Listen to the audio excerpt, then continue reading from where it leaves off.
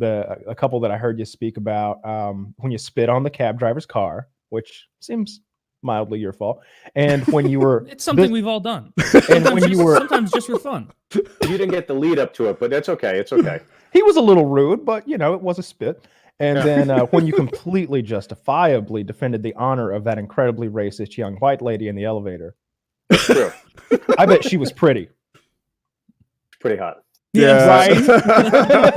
Pretty hot. Yeah. If an ugly girl drops an N-bomb and you're there, you're just like, get it, boys. Yeah, believe me. If that's an Ohio 4, she's got to fend for herself. But if she's a an Phoenix Ohio 4, 9, it's like, could. all right, Taylor. When you were I'll let you run through that, just the version of that defending the racist girl story, because I have a couple questions about that. Okay. Yeah. So basically, what happened was I did the show, and you're young, you're single, you go out afterwards, you meet some girls. Me and this other comic met some girls. We paired up, and then it's the end of the night, and I'm like, yeah, I'm going to walk these girls to their car in the parking garage. And he's like, all right, I'm going to stay here. So this comic and I are talking as the girls walk down the hall. I eventually run over, catch up, and there's a guy holding open the elevator doors. And he's basically saying, come on, girl, give me your number, give me your number. She's like, we're good here. And he's there with 4 or 5 other guys, and he is African-American. There's a reason I'm saying this to part to the story. So he just keeps asking for the number, and I'm just kind of standing in the back like, all right, I guess I got to go in at some point. So he's like, come on, girl, give me your number, give me your number. She's like, I'm not giving you my number. And I go under his arm.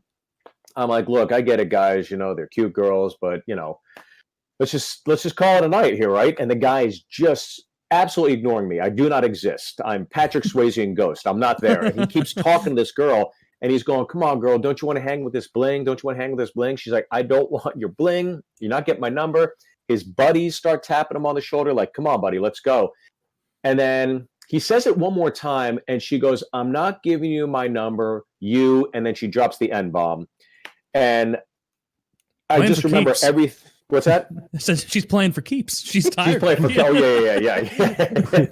And everything, you always hear those things that happen in slow motion. Everything happened in slow motion. I remember him walking in, the doors shutting behind his boys as the boys are trying to get the door open. And I see him starting to walk towards this girl. And, I don't know what's going to happen. We're in an elevator. It's a confined space. So I kind of stand in front of him and we grab each other. And just instinctually, I just pulled his shirt over his head, and I'm just drilling him as hard and as fast as I can. And he's going, chill, dog, chill. I go, are you done? Are you done? He goes, chill, dog, chill. I go, are you done? He goes, I'm done.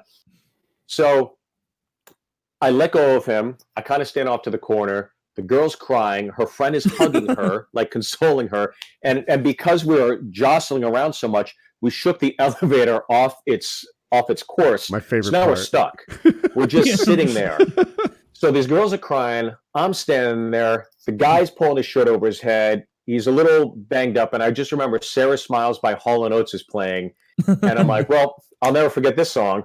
Perfect. And then he keeps like looking at me, and he's just staring at me. And I'm thinking, he's going to take another pop. So be ready. He's going to hit me again.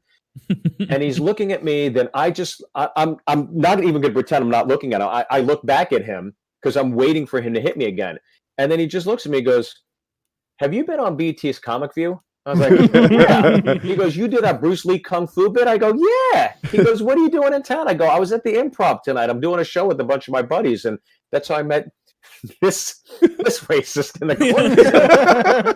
So he starts laughing. She kind of chuckles, but she's distraught. And I don't even remember talking to her after that. And next thing I know, we hear a boo, and the elevator goes back, and we're going up.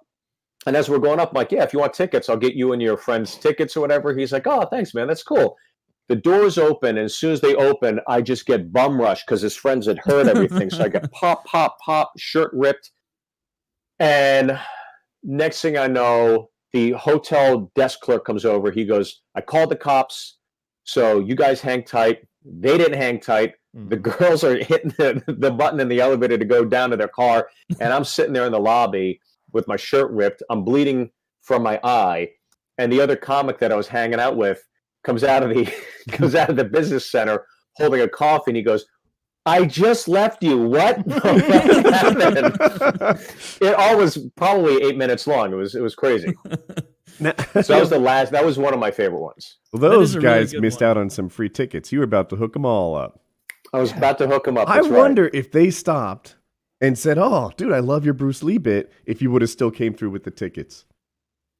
I would have came through with the tickets. Yeah, I would Out of have fear, for the funnies Out for of the fear. story for sure. Yeah, Because then Was you there can a tell the part story of of the you- show and just point them out. And those guys That's right, there yeah. just beat the shit out of me. yeah. I only brought one shirt. That's why I look so disheveled. Was there any part when she dropped the N-bomb where you were like, I could cut and run right now? Or were you like, I'm already in too deep with this. I'm playing the defender. I gotta I was in defend too deep, yeah. racists too. Yeah. Yeah, plus there was no way. Believe me, if there was a door I could walk out of and go, "She's on your," but it was too late. Unless I do the hatch up top. Taylor, But I'm not Mission Impossible. It was Taylor, what dumb. do you do in that scenario? Do you attack this gentleman who may or may not be about to do harm upon this young racist lady, or do you join him in beating her down? I turn and absolutely pound this cunt right in the side of the head. Just boom. You know what? I pull her shirt over her head and I start giving her the old 1-2. And then as I'm doing it, I'm like, "See, I'm on your side. Don't tell your friends I'm on your side." And then, and that's how. Don't you hate those succeed whites? It's goddamn white people. I'm actually not. I'm albino. They ruined everything. Like they invented this elevator. Oh, these whites. Yes. This would be a fight in a staircase, even more dangerous if not. Yeah, exactly. If it wasn't for those damn whites. Yeah. I think Yeah, I she's think on that's her the own if I'm secret there. move. I gotta Yeah. know this person. It sounded like you're sort of tangentially acquainted with this young lady. I think she's on her own. I would have Yeah, taken I the think, stairs from though, the start.